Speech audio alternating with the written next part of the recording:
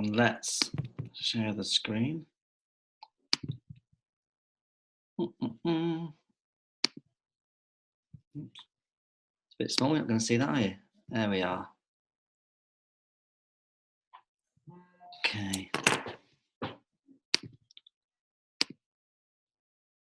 Right, here we go. So we're doing basic placements part 2. Last week we did a little bit, we touched on it a little bit. I dressed up for it and everything.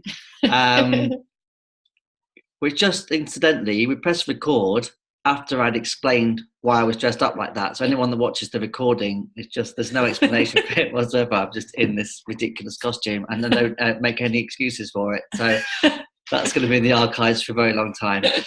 So this is a little bit more detailed now about placements. So bear with us. There's quite a lot of slides tonight, quite a lot of information. I hope you'll find it useful and you can ask some questions at the end. Last month was a terrific month for the whole of doTERRA. I know this because I spoke to somebody from corporate on the 16th of the month of October. They'd already surpassed their total for that month of any other month in doTERRA's history in Europe by the 16th of the month, which is incredible. They broke all sorts of records and people were rank advancing all over the place. So before we start the training, we just wanted to say well done to everyone. And I can't believe how much doTERRA is growing since we started. And we were the 2.5 millionth customer.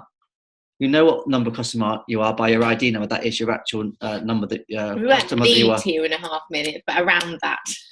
Yes, that's why we don't do the trainings together. Potato. But yeah, so we're about anyway, and now they're up to what, 5.5 million, something like that. So you can see how it's going. Anyway, so before that, we're going to recognise a few people from last month, and we're going to start off by just quickly recognising our top enrollers of the month for last month. Do you want to do this, Emily? Yes. So we have Charlie Green, who enrolled 8. Amazing. Robin Fawcett, 12. Sarah Barber, 13. And Miriam enrolled 16, which is absolutely incredible, isn't it? We all know it's hard to find enrollments sometimes. And so what these guys have done is really incredible. So seriously, well done.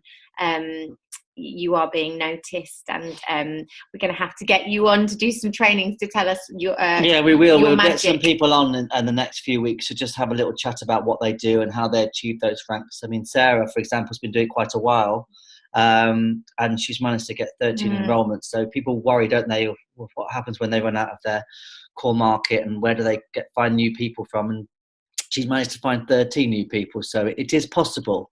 So maybe we'll get her on at some point. She can just discuss that with us. But also, I was going to say, if you didn't enroll that many people, even if you just enrolled 1, that's still an amazing achievement. Even if you enrolled 0, but you spoke to somebody and shared the oils, that's still an amazing achievement. So don't let this put you off. Everybody's at different stages of their journey. But yeah, and you'll have good months and months where you enroll more people than others. So but there we go. So well done to those people. That's incredible. So let's go to this is the rank advancements. So we recognise executives as well, and these are all of the executives in the month of October. We're going to do placements, so you'll get to know this, but obviously executives are people that have 2,000 overall volume. Then you hit the rank of executive, and these are all those executives. So I won't read them all out, but look at all those people that have hit executive last month. That's an awful lot of people. I mean, when we started doing these trainings, would be maybe the odd one or two, wouldn't it? And now look where we are with all these people doing so well. So well done to all of those people. It's amazing, seriously, because this is how we all rise up together, and our team is on fire. Seriously, we know we are. We can see what other teams are doing, and we're smashing it. And that's all you guys. Yeah, all of us together. We were invited onto Nathan and Beck's training last night. I don't know if some of you came onto that, and they showed some figures. They showed a figure of new enrollees in last month, and it was something like 690 or something like that, which we're not privy to because you can't see their back office, you only see ours, so we don't know what the rest of their team is doing unless they tell us like they did. And actually we were well over half of those new enrollees. We were nearly 400 or 380 or something, just our team alone.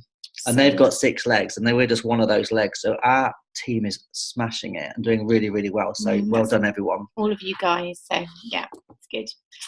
Okay, so here are the elites. Amazing. So Cinta, Moira, Rowena, Heather, Susie, Deborah, Holly, Heidi, Nicola, and Anna. Amazing, guys. Elite is such an achievement. It's 3,000 OV, and once you know how to become elite yourself, you're certainly on your way to Presidential Diamond, because you need 54 elites to be a Presidential Diamond. So once you know how to do it, all you need to do is teach others to do what you've done, and you'll be there. So well and there done. are, we went to a boot camp, didn't we, a couple of months ago in Portugal, which was you had to be an elite rank or above to go to that boot camp. That's when they consider people to be at a certain level. Then they can start, maybe taking on a bit more information. So well done to all those people for hitting that rank. Premiers, gosh, well done. Laura Popple, Jasmine Fletcher, Natalie Heath, Miriam Greaves, Claire McQuillan, Anne Fawcett, Cheryl Turner, Bethany Turner, Suzanne Guthrie, and Ruth Guthrie. These are all new premiers. This is just so exciting. And this is, as Tim said, we're going to talk a little bit more about the structuring to some of these ranks, but this is the first rank that has some structure. And so, yeah, it's a great achievement. Silver, Janine Pardo, amazing. Janine is one of my oldest friends, by the way. We were at school together at the Marist Convent for Girls with the nuns. So it's wonderful to be working with friends, and it's amazing to see Janine well done, being Janine. successful. I love her. And then look, Sarah, Katie, and Robin all reached gold, and that is incredible. You are gold, gold, always believing. No, not today. Anyway, so this is an amazing achievement. Gold, that's a big deal, a big deal. We know how hard it is to get there, and these 3 ladies have worked so hard to achieve what they have achieved, and it doesn't come easily. So seriously, well done. Yeah, well done. We love all of these 3 people, and they're very, very deserving as well. Very it's very exciting to see them growing and reaching these ranks, and we know that they're going to be moving on up to the next ones very quickly as well. And this is exciting for everybody. You want to see these people hitting ranks. You want to see all these executives and these leads and these premiers, because it means it's achievable for people, and it's not just the odd 1 or 2 getting there. Everyone seems to be getting there and rank advancing. So this is a really good thing to be able to look at. It really is, and seeing your team rising up and reaching these ranks is actually much more rewarding than getting there yourself, definitely. Isn't it? Yeah. I love seeing you guys all hitting your goals and reaching targets and progressing, and we are totally committed to all of you to help you to achieve what you want to achieve with doTERRA. We are. So well done. Okay, so let's move on. Okay, so placements, the great unknown. And the reason why it's called the great unknown is because it's not an exact science. Nobody really knows the best thing to do when it comes to placements. You just kind of have to absorb as much information as you can about placements, and then follow your instincts, really, and what feels right. It's very case by case. Very case by case. You don't want to stick to one hard and fast rule every single time. You need to take each individual person on their own merits and work it out from there. So be flexible with your placements. Allow it to breathe. I mean, we get the 14 days to place somebody when they're a wellness advocate and a wholesale customer. So it's worth really taking those 14 days to really consider where you want to place them. Sometimes people say, oh, no, I'm going to put them here. We'll say, okay, brilliant. And they'll say, I have got another 10 days. I've got my wellness consultation next week, but I think I'm going to move them today. And it's like, you don't need to move them today. There's no rush. The 14 days aren't long enough, so you might as well make the most of them. So wait, have the wellness consultation, find out a bit more about them, and that will help you make your decision. So just take your time with placements. Don't rush it. And also, I just want to add in there as well, we have all got people in the wrong positions. You know, it's very unlikely that you're going to have the perfect tree. Things do happen. Don't fret. It will always be okay. Yeah. It will always be okay. And, you know, when we first start, you can think, oh no, that person's in the wrong position, and it can feel like it's the end of the world. Or, oh no, I forgot to move that person. Now they're stuck on my front line. It's not the end of the world. It will always be okay. It has a way of working itself out. 300 volume on that, and it's in the wrong place, and you know, and you know, eventually, as you start to grow, that won't become as important, because as you grow, you will get your structure in place. Inevitably, as you hit ranks, you have to. So, and then those odd little, you know, ranks that are in the wrong place. Sorry, volume that's in the wrong place won't affect you so much, because you'll be moving forward in another direction. So, work with your upline. That's a key thing to start with, you know, especially if you're just starting. We said this last week, like we said last week. Work with your upline, let them help you, because when you're first starting, you won't fully understand all of this. So an enroller and a sponsor, this is doTERRA's language, and I used to get confused with this. A lot of people do, but I think it's just the language that they use that's confusing. It's actually not that confusing. So when you are the enroller, you have this is confusing, mind. When you enroll somebody, obviously you have introduced them to the oils, you've introduced them to a class, they've come to a class, and you are going to be the person that enrolls them. Now, there are issues sometimes where people might come to a class that have met somebody from a fair, maybe, or they've kind of been contacted by someone from doTERRA in the past, and you have to, again, take it case by case. But the way we've always thought about it is if you've got that person to come to a class, so if we send somebody, you know, to one of your classes, then that would be, and they decide to sign up, that would be our enrollment. The same as if you sent somebody to one of our classes. We could do that in doTERRA. You're allowed to. It's nice to send people to other people's classes, but tell them. But if you're, do tell them. But if you're the person that gets them there, then you are the enroller. So I think that's about, is that what we say? Yes. You know, things do happen sometimes where people are enrolled. You've been talking to somebody for a while, and then they don't understand how the system works, and they meet somebody else and enroll under them. And situations do sometimes arise like that, especially as customers don't always understand that once they sign up under that person. So it's quite good to sort of somehow try and explain without coming across as sort of pushy, that, you know, once somebody signs up with an account, the person that they sign up with, they join that team.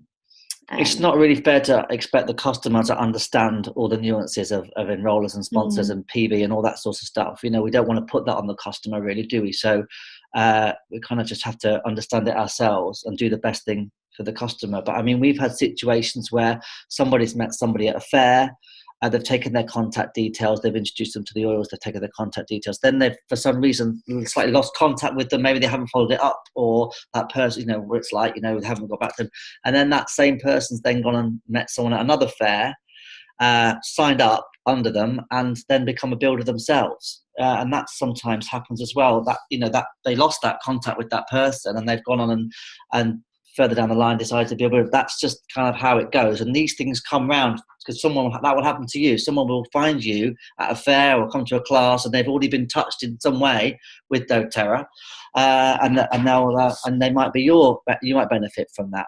But as long as you're honest and people say where they found them, about the person, that's important. Yeah, there's an etiquette that you can that we try and follow, and we try and teach down our teams as well. And I kind of feel that the right people end up with the right builders in most cases. And so we don't need to be grabby. But yeah, just it's nice to sometimes have that etiquette, and not be trying to take people if they've been to somebody else's class or been working with somebody else and you know about it. Yeah, so you're the enroller. So when you fill in when you enroll somebody, it'll say the enroller and the sponsor, and you type in the ID number of the enroller, which is going to be you because you're doing it. You're enrolling them, and you can verify it on there to make sure you got the right person. And then you've got the sponsor. The enroller will get the uni level. And the sponsor will also get the unilevel. Remember, the unilevel is the commission you get after 60 days. And And that's kind of where it stops with commission, in the sense that the enroller will also will count for the power of 3. Actually, and the sponsor also counts for the power of 3. What I mean by that is, if they're underneath you and you qualify for your power of 3 that we talked about the other week, you will get that. You'll qualify for that bonus whether you be the sponsor or the enroller. The enroller gets the fast start. The sponsor doesn't get any fast start at all. Remember, the fast start is what you get in the first 60 days, which is the 20, 10 and 5%, accordingly, depending on if you've enrolled them on the person above you, gets the 10%, the person above them that's enrolled them gets the 5%. We talked about that as well. The enroller can count the person as a qualifying leg. So when you enroll someone, you place them, and they get to a certain OV and a certain rank, you can qualify through that person. And one thing that's always worth remembering is, wherever you put them on that leg, even if you put them on your 6th or 7th level, if they do hit a rank that helps you to qualify, you can qualify through that rank. I mean, that's not ideal, but you can. But obviously, if there's a rank higher that you qualify from, you won't qualify from that rank twice. You only qualify once from each leg, but you can qualify from that enrolled person wherever they are.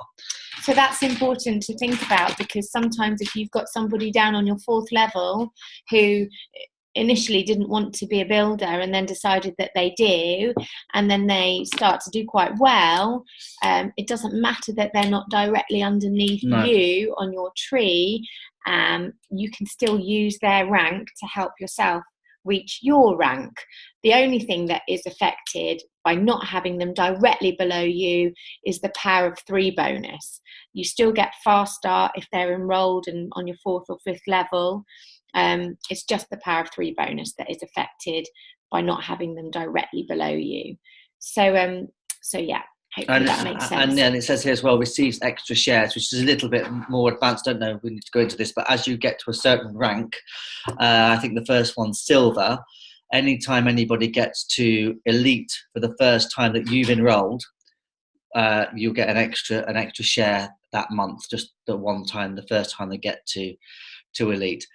And then there's more as you go up the levels and up the ranks. So just to clarify, the enroller is the person that signs the person up, and the sponsor is the person who's directly above where that new person is placed. So the sponsor determines the location of the person, where you're putting them in your tree, because the new customer is going to go directly underneath the sponsor. Okay. Whoever you decide that to be, if you're the enroller. That makes sense. I've never said enroller and sponsor so much in my life. Right, come on then. We'll ask questions at the end. Yeah, ask questions at the end. There we go.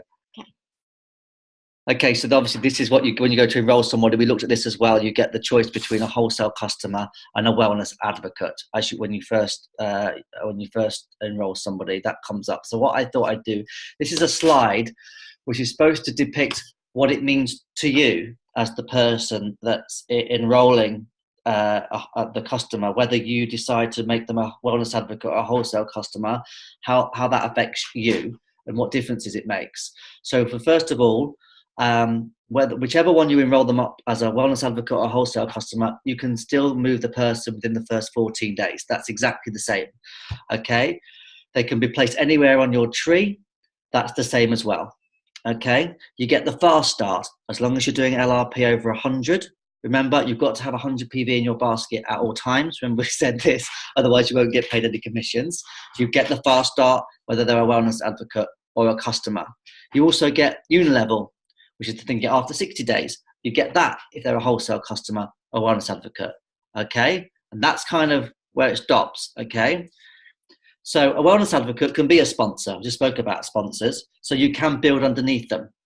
Okay. You can build down your legs. Okay. But you cannot build under a wholesale customer. Okay.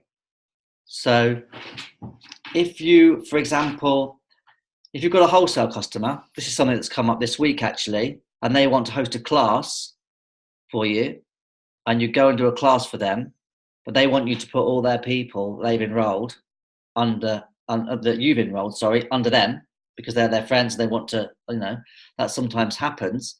You can't do that if they're a wholesale customer, because you can't put anybody underneath them, any customers underneath them. So you would have to upgrade them. Okay, so you can upgrade a wholesale customer to a wellness advocate at any time you like. Well, they can upgrade themselves. Yeah, but they have to do it themselves, so they can upgrade themselves. See, and it's quite simple. They just click on the upgrade to a wellness advocate on their back office. Okay, but as I've put here, if they upgrade after 90 days of being a wholesale customer, you get another 14 days to place them again.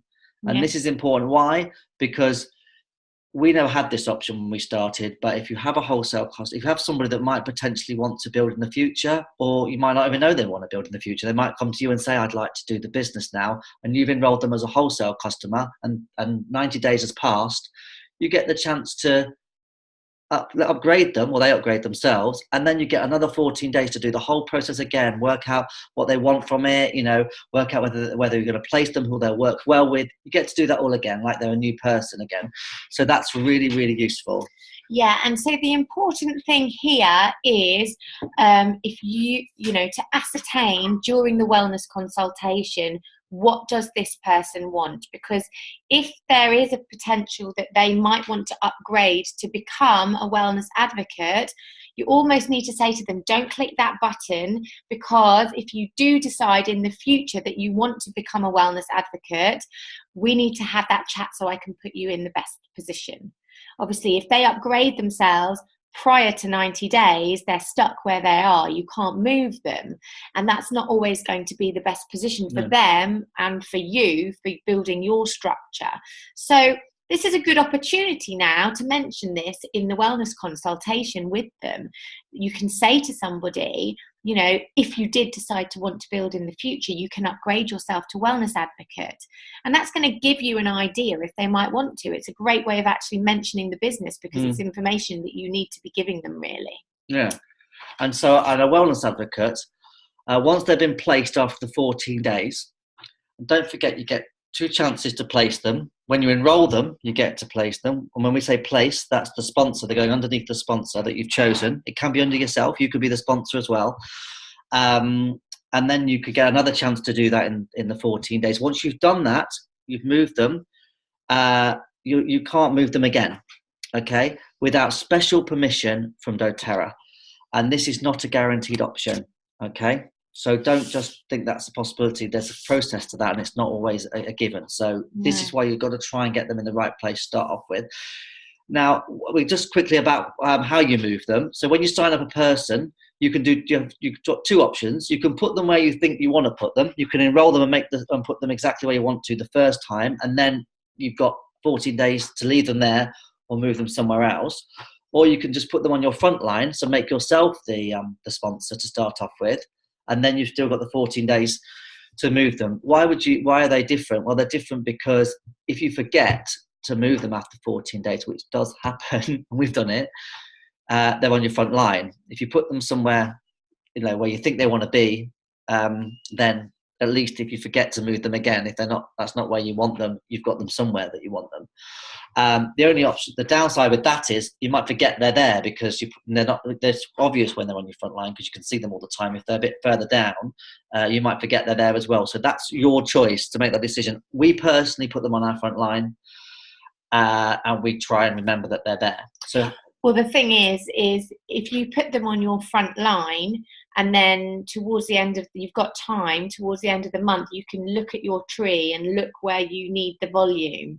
And that could change from sort of the middle of the month to the end of the month. So putting them on your front line gives you that sort of versatility. But when you first start, you may have a good idea where you need the volume anyway, where you need it on your legs. So you might want to just put them straight into a position that you think that they might belong. And then if you do forget, it doesn't matter. So already. So to move someone, you'd have to look under the team tab in your back office. If they're eligible enrollees, if they are, then they will appear in your sponsor changes, and add the new sponsor IPC number and click finalize changes. So you just literally go what does it say when you go to upgrade somebody? sponsor changes. You go to sponsor changes, and then what does it say? Verify. Yeah, no, there's something it says, but you click on it and it will say you put the new sponsor ID and number in there, and you press finalize, and you can change it. So and that's just to where clarify, that's to move somebody during the 14 days. So you go into team at the top, and then on the left-hand side it says sponsor changes, and anybody who you've enrolled goes into sponsor changes, and it will tell you day by day how many days you've got left to be able to move them, and it goes all the way down to 0. Yeah, that's why I've written that here, because some people think when it says 1, that's their last day, but actually 0 is your last day, and at this point you've still got until, we say, midnight to move them. We've probably got a bit longer because we're doing it in American time. With the time zone, but I think it's safer just to stick at midnight, so you know where you are. So you can go from 0 days left all the way to midnight. Okay. And work with your upline. Please do ask them advice on where to put people. When you start, you won't understand it, and you often can't change what you've done. No. So it's really important that you listen, because we do know how to start you off with a good structure. And give it the 14 days. Don't do it sooner. What if you do it after 7 days and move them, and then something happens in the next 7 days?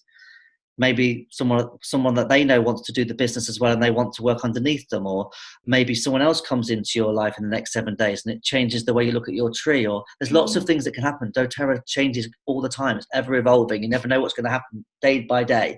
So give yourself that 14 days to allow yourself to make the best Write option. it in your diary to remind you to move them, or set an alarm on your phone.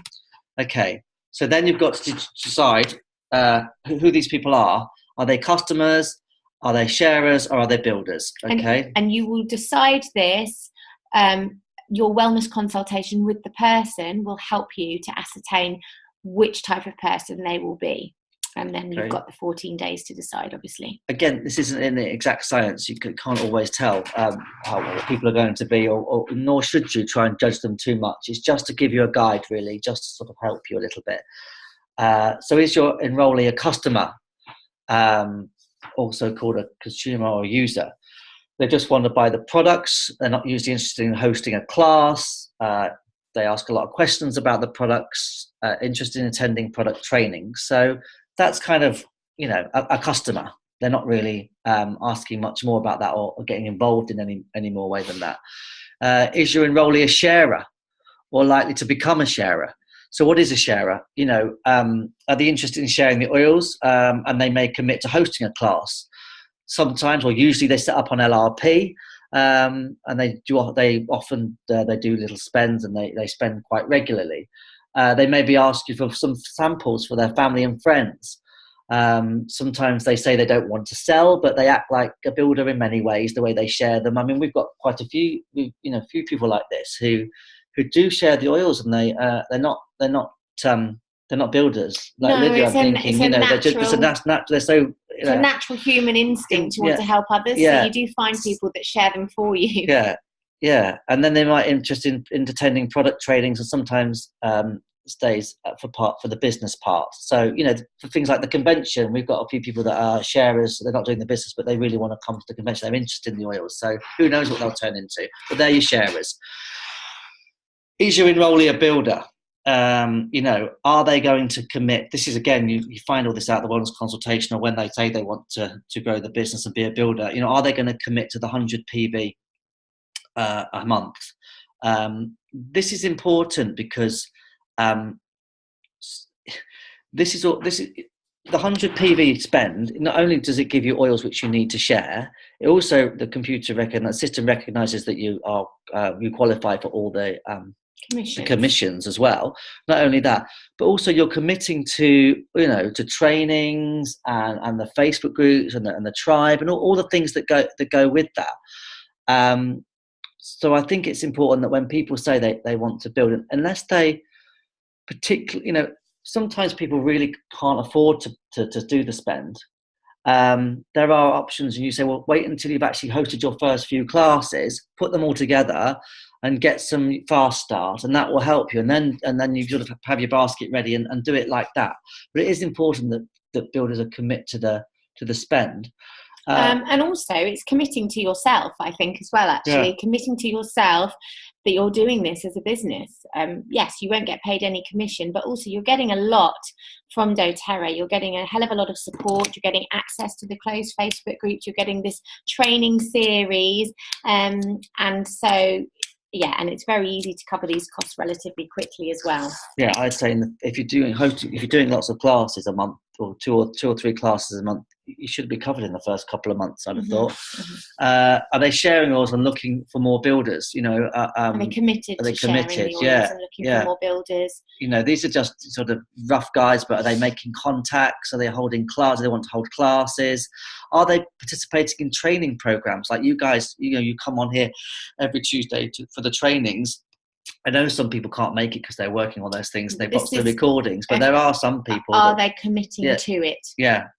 Are they committing to doing that? Are they, if they don't want to be doing the trainings or that sort of thing, then they're not really probably the best people for building the business. And do they want to supplement or replace their income? What do they want to do? How are they seeing the business? Where they wanted it to take them? And we didn't know when we started either. When we were asked that question, we just wanted to earn a little bit of extra money. But as it developed for us, we realised it was going to replace our income. But it's good to always know where people are with that and what they see. Some people just want to go for it, they get it straight away. But either way, it doesn't matter. But are they committed to one of those two things? Yeah, I think it's important to have this conversation with a builder before they start, so you can help to support them in the best way. And these are the things that if they want to build, that they will be committing to. So what is a builder? A builder commits to how many hours per week, and how capable is the builder? That's also something to consider. And a builder agrees to sign up to the 100 PV LRP monthly spend, which obviously we need to do to earn the commissions. So these are the different types of levels of builder. So somebody who can commit to 15 plus hours a week would be considered to be a level 1 builder. A level 2 builder would be sort of around 10. 1+ hours a week would be more of a sharer type of person. This is quite vague, we didn't put together this slide, but this is a rough idea. Just for people, someone said last week, how can you tell, these are just little guidelines that you can try and follow, but you don't, you can follow your instincts as well. But when people say, are you capable? It's stuff like, can that builder on their own, after a while, once they've got to grips with it, host a class and sign people up? Are they capable to do that on their own? Are they capable to get people to classes? Get them to classes, all those sorts of things. This is all things that you want to be considering when you place that person on your tree. They talk about the C's, and committed and capable are what they often refer to, whether a person is committed to the business and capable. And I think there's flexibility there. We're not we're not 100% sure that all this sort of trying to work out people and all this sort of stuff doesn't really sit very nicely with us. But I think it's a guideline basically, and you can choose to follow it. We've always tried to just follow our instincts with it, to be honest. So this is just more about that, really, the capability and the commitment. How committed are they to being a builder? How capable are they? Do they get it, or are they likely to? If someone is considered to be committed and capable, they would be a frontline level 1 builder. And this might be somebody that wants to go for it and replace their income. Either committed or capable might be a level 2 builder or sharer that might like to supplement their income. If they're either committed or capable, maybe a level 3 or 4, considered as a sharer. Neither, I just want to use the oils, between level 4 and 7, and they'd be considered a customer. And this is the levels that you would place these people on your tree. Again, work with your upline, and it doesn't matter. But what we would say is, don't be in a rush to get frontline builders. Wait for the right people to come along, because these are your key positions. And often people are in a rush to place people on their front line, and it's not the best way to move forward, because in the future, it could end up slowing you down. So wait, use your upline, and don't be in a rush to fill your front line. There you go. That's the same. We looked at this slide last week, but I just added it on again, so it's the the different levels, and you can just see it a bit clearer there. And this is obviously the percentage of uni level that you get going down this side for the levels that you are. Okay. And then we looked at this slide again. Who are they? So it's not always about that. It's where you place them. We might find that you find someone that is somebody that you want to put on your front line, but you also feel like they might work really, really well with somebody else that's on someone else that's on your tree somewhere else, and you have that dilemma of what's best for the person, and that's really important. We said this last week as well, so we did look at this slide last week. So there's a lot of things to consider, location and common interests, but we did this slide last week. So yeah, it's always best to consider what's best for that person. Always. Okay. Okay, so when to give enrollership away. So this is a bit of a complex conversation, and there's different schools for thoughts on this as well. So quite small writing. If you decide to give enrollership away, this can help a person below you to rank, okay? Because obviously you need to have enrollment of a person to be able to use them to reach your ranks, okay? Now obviously if you signed that person up, you have enrollment of that person. But if you've put them underneath another builder of yours, eventually they might like to use that person's rank to help them rank. So this is something to consider, and this is not always a given. And it's interesting because in America, the Americans never give away enrollment. They're very much a lot of people that I've heard, they might do it, but they only tend to do that if it works best for the person that they're giving away. They believe more that everybody should find their own enrollments and find their own builders themselves. So yes, as I've said there, this should not be expected. Placing someone under a builder is always a gift, whether you give enrolment away or not. So if you enroll somebody and you put them underneath somebody on your team, so that person would be the sponsor, even if you haven't given enrolment away, that's a gift because you're giving them volume. And you never know who they might enroll in the future. And that's all volume underneath them. And they're going to benefit from unilevel.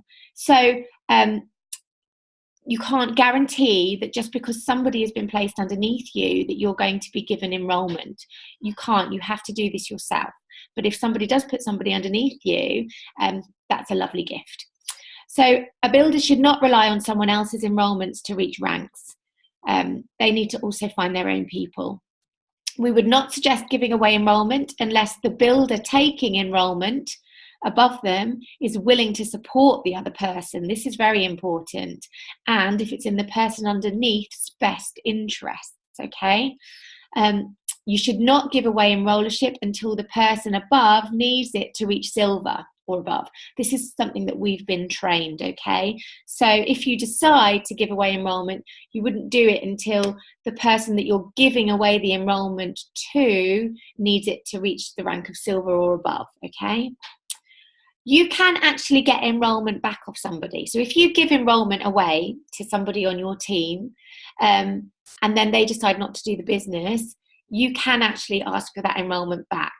But that's very much up to that person. So you might want to put a contract in place. You can't then give it to somebody else, though. You can get it back off the person that you gave it to, but you can't then pass the enrolment on to somebody else. So you've got to be careful when you're giving it away. You can decide to give enrolment to class hosts as a way to encourage them to do the business. But this is not always encouraged, as enrolment is very important. As I said, you need enrolment of somebody to be able to rank through them. If you don't have enrolment, you cannot rank through a person. So there are schools for thought. I know Jessie Ramers, who some of you follow, she thinks that when somebody hosts a class, that you always give them enrolment of the people that come to the class, whether that person is building or not. This could be a good thing. It could encourage that person to build in the future, because you could say to them, look, you've got all these people underneath you and you're the enroller of all of these people. All you need to do is do your 100 spend and you'll start to earn money. However, we have seen with people that this isn't always a great idea, because if that person just isn't interested in building, and then somebody underneath them is, you might not be able to get enrollment back, and then you can't use that person yourself to rank, and then it's not wasted volume, because anybody underneath you benefits you. You get unilevel from everybody underneath you, but you don't get fast start, and you can't rank through them. So yeah, enrollment also affects fast start payment. So if you're not the enroller, you won't get the fast start. It's the enroller that gets the fast start, the 20%, and then the enroller above of that person that gets the 10%, and then the enroller above of that person that gets the 5%. Okay, so enrollership is an important thing, and that's your reward for finding that person. Okay. Yeah, okay. So if communicate. So if you're going to place a sharer or a builder underneath somebody, a sharer or a builder, you should call them first, and you should say to them, I'm thinking about putting this person underneath you. They want to build, or they're a lovely sharer, or they love the oils. Call them first and just let them know. If it's a customer, it doesn't really need to have a phone call. If you're putting them on their front line, then possibly. But if you're putting them in the right place, you can always call them and say, I've got a customer, I want to put them underneath you to give you some more volume and to also help me. Where's a good place to put them? This is if you're calling a builder underneath you. And make sure they commit to support that placement.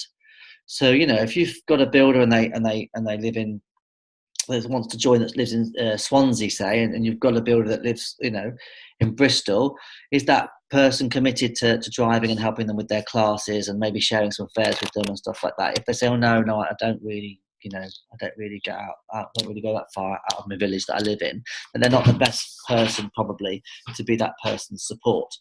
So you need to be able to make sure that person's prepared to support. This is a great way to help a sharer. So if you're placing someone under a sharer or builder, this is a great way to help a sharer become a builder, to motivate the builder. So it could all help. So just communicate with people if you're placing people under builders and sharers. Okay, so do not cross recruit. This is a whole other training. Yeah. We won't go into this too long. I'm going to read something. Okay.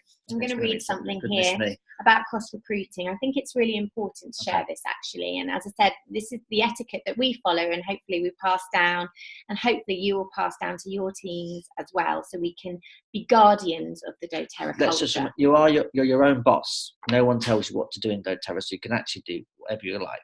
But it is nice to try and have some etiquette. So if everyone's singing from the same hymn sheet, it feels like a nice company to work for, and it does. So this is what you're going to say.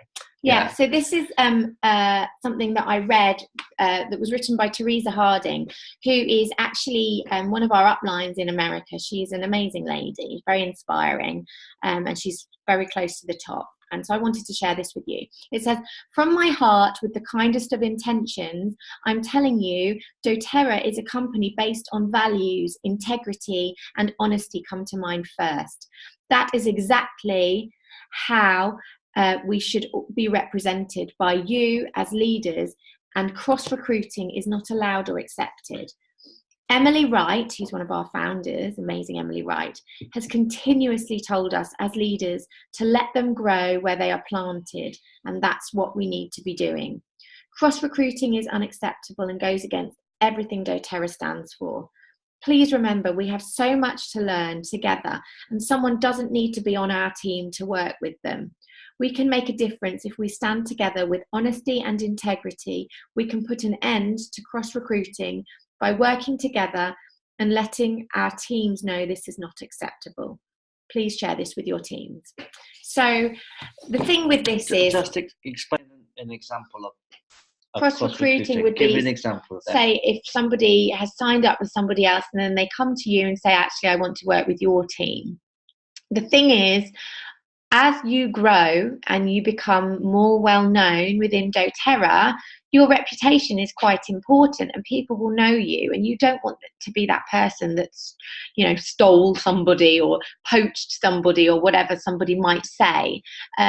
You want to be able to hold your head up high and say that you acted with honesty and integrity.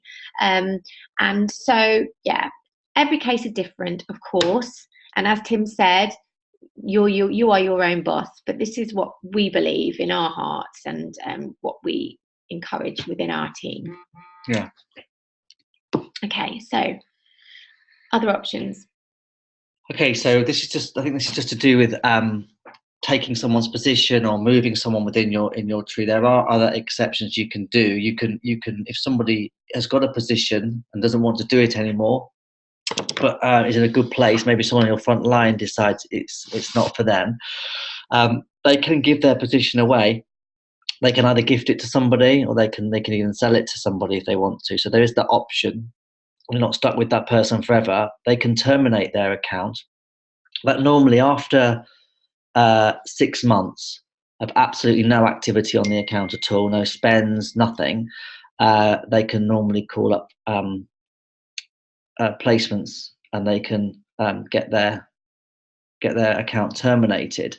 And what happens then is eventually, about a month later, the whole tree moves up a level and goes into the position that they were in. So that's an option as well.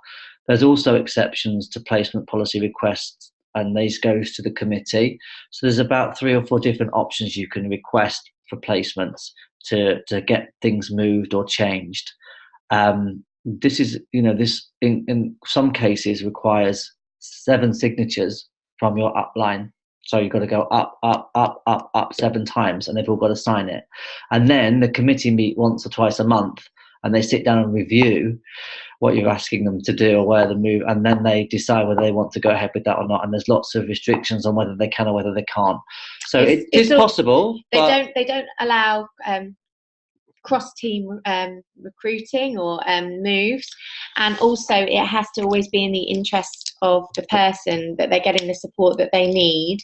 But in some cases you can move little legs, and move them underneath a position where that person's going to get better support, which you can help organise your tree a little bit, get volume in different places. So again, this is something to be working with your closest upline on, to see if there's any jigging around that you can do on your tree if it's not quite as you would like it. Okay.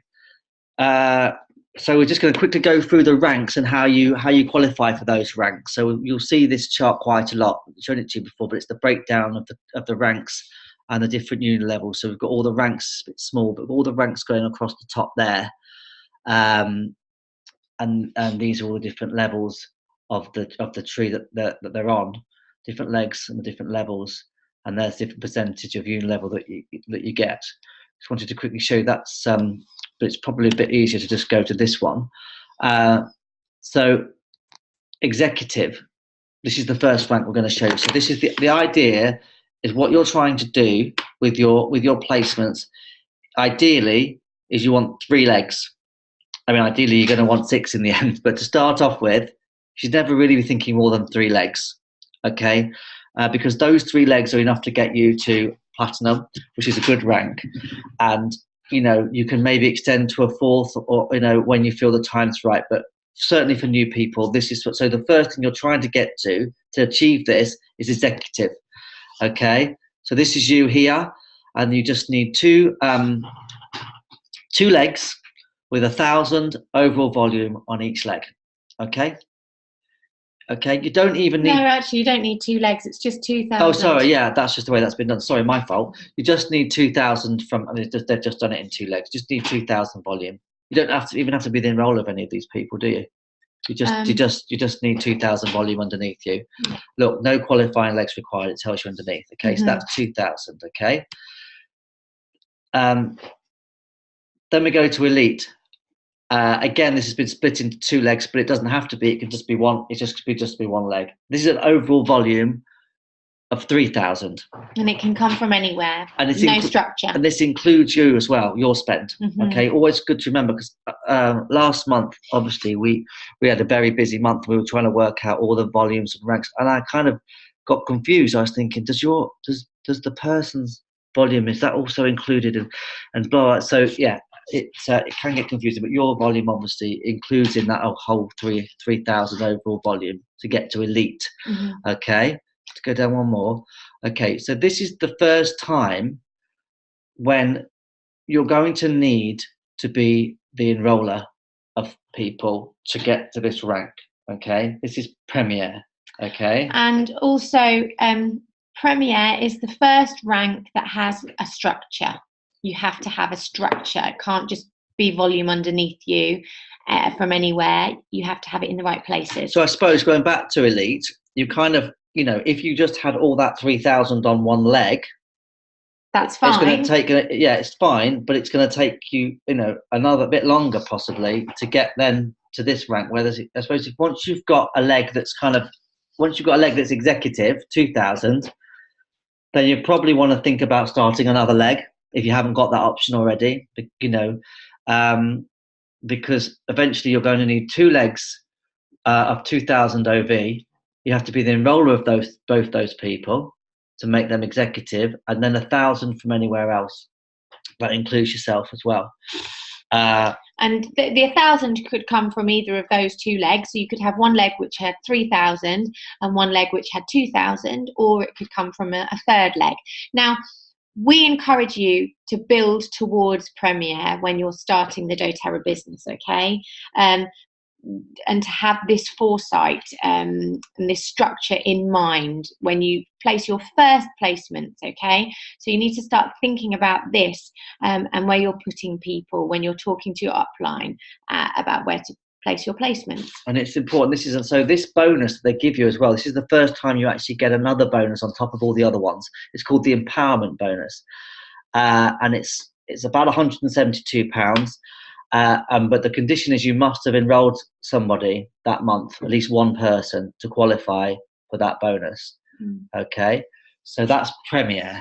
And as you can see, with the next slide, this is why this is the structure that you're building. You're then trying to get to Silver, okay, which is 3 legs of 3,000, 3 elites basically.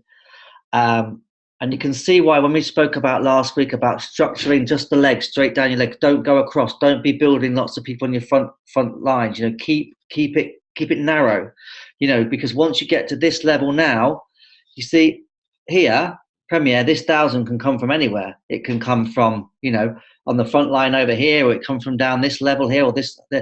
But when you get to this rank, this is the first time it's really important that there's 3 set legs, because that volume elsewhere, if it's not on those 3 legs, it won't count for But Silver.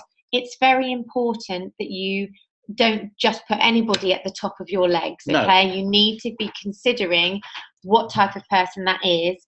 If they're frontline builders, they can go up there. But if they're not, don't be tempted to put people up there just to reach these ranks. You need to have, you know, committed, capable people on your front line, and then second line builders, third and fourth line will be sharers, and then below that will be customers, and try and stick to that.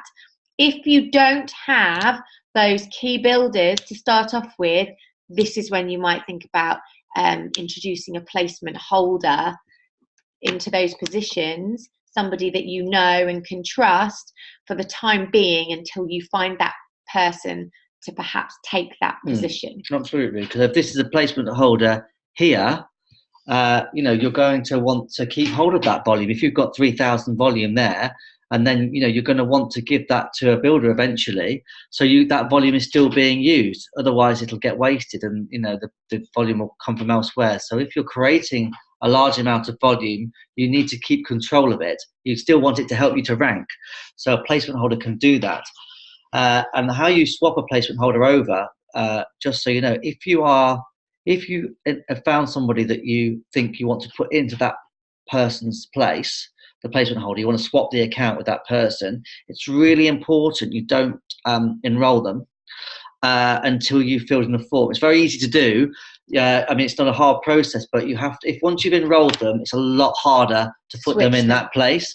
So what you do is you go, I found somebody, I'll give them this. It's a great thing to offer somebody, someone's placement holder with all that volume. It's a lovely start to their business, and we've done it as well with people. But don't enroll them straight away. Ask your upline, get the form, and you can do it. You enroll them. You enroll them into that position first. And then they order their kit after that, and then they can go straight in. It's a quick process. It doesn't take very long. But that's just worth thinking about in the future. So most people don't have a key builder to start with. So most people do have a placement holder to start their first initial leg. And then they start to build volume down their first initial leg until another builder comes along. Then they might start a second leg. And then when they meet another key builder, they might choose to replace their initial placement holder's position with that key builder, or not, or keep hold of that position, or start a third leg. So this is all things to be thinking about. And I would certainly encourage, if you don't have a key builder to start with, think about who you could ask to be a placement holder for you. Somebody that you know is going to give you that account back. Can't be your husband or your wife. Has to be, but it can be, any other relation. And also, don't set somebody up in a placement holder's position that might want to do the business a little bit. That's the worst case scenario. Good. A placement holder is really somebody who doesn't want to do the business at all, who will give it you back.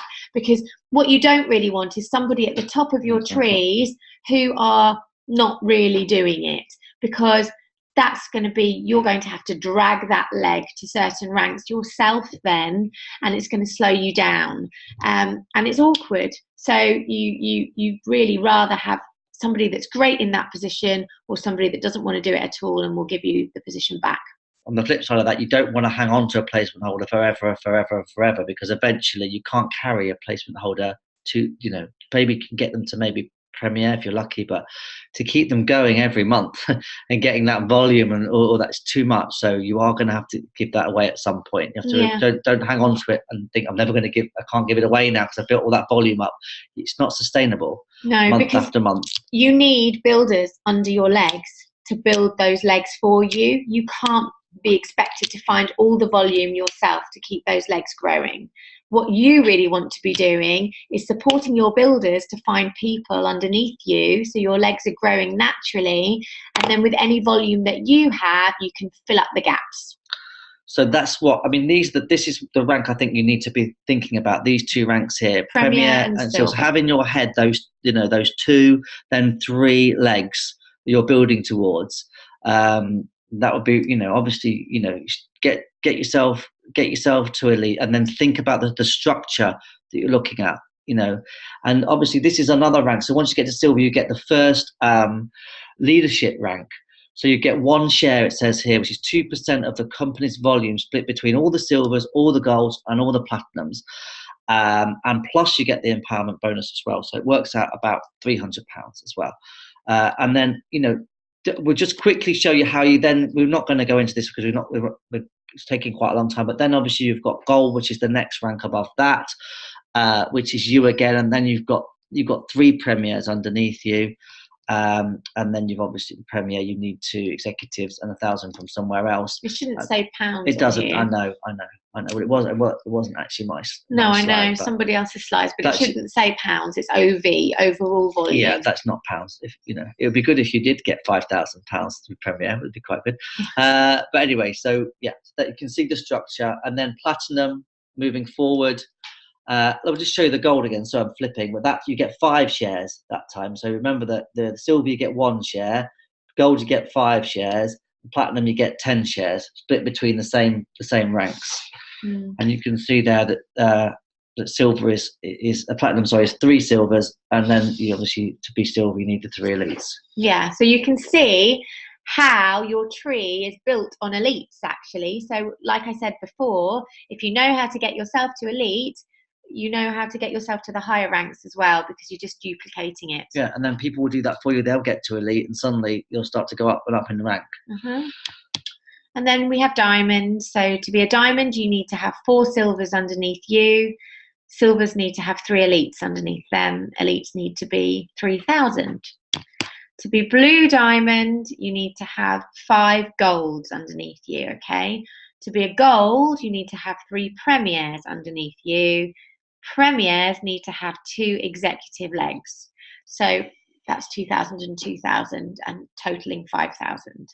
So do you see how it grows and grows and grows? And I know it can look daunting, but actually, once you get some builders building on your team, it starts to happen very quickly, because it's not just all about people that you're finding. It's about the people that your team are finding. You teach them to do what you've done. That should be 6 platinums across the top. I just don't think they could fit them in. But Presidential diamond. We haven't got one in the UK yet, so who's going to be the first presidential? So, is that the end? Yes, that's the end. Unless you've got anything else you want to. No. I don't know if anyone's got any. No, let's open up to questions, because you may have lots, and please don't worry if that's confusing, because it is confusing, and I think it probably took me about 6 to 9 months to actually fully understand it myself. So so let's see. Has anybody got? Let's stop the recording. There we go.